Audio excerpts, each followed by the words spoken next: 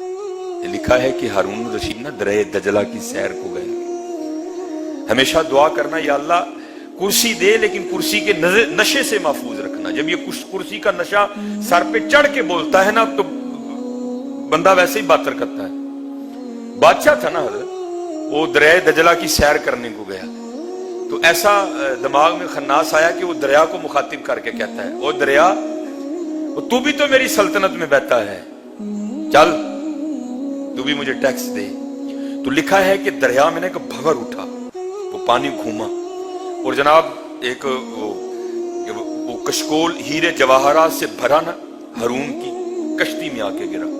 ہارون بڑا خوش ہوا, لے بھائی وہ میری بادشاہت کا سکہ تو دریا پہ بھی چل رہا ہے, اس نے بھی میرا حکم مان لیا. دیکھو تو صحیح, دریا نے بھی مجھے ہیروں سے بھرا ہوا ایک کشکول میری کشتی میں پھینک دیا. جب وہ ہیرے جواہرات اٹھا کے دیکھ رہا تھا نا تو غیب سے آواز آئی, اوے ہارون وہ صرف ہیرے جواہرات نہ دیکھ, یہ بھی تو دیکھ ہیرے جواہرات آئے کس چیز میں ہیں. تو لکھا ہے تذکرۃ الاولیاء میں کہ جب ہارون الرشید نے وہ کشکول اٹھا کے دیکھا نا تو وہ کشکول نہیں تھا, وہ انسانی کھوپڑی تھی حضرت. تو آواز آئی, او ہارون تو ان ہیرے جواہرات کو کھا نہیں سکتا, لیکن یہ یاد رکھ جو اینڈ اس کھوپڑی والے کا ہوا ہے وہی اینڈ تیرا بھی ہونے والا ہے. لیکن یہ وہ ہے جس نے تیاری نہیں کی, تجھے ہم نے ابھی وقت دے رکھا ہے, آ ہم سے رجوع کر, ہم سے صلح کر لیں. عذر بہانہ چلدا نہیں, کوئی بات نہیں چلنا جدو آڈر آ جانا.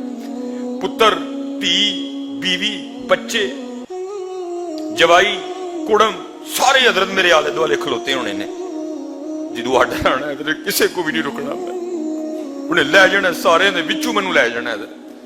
عذر بہانہ چلدا نہیں, جو آکھے سو کریے, ڈیگر نو جے ٹہنا ہوئے کانو لڑ لڑ مری, کیوں لڑ دے ہو, کیوں کل دے ہو دینا, او دینا کوئی نہیں جے کل سکتا ذرا جی. ہاں لفٹ جاؤ حضرت, لفٹ جاؤ اور لفٹ کے دیکھو تے صحیح حضرت, پھر ویکھو حضرت جی رنگ کی لگتے ہیں بڑا زوراں والا.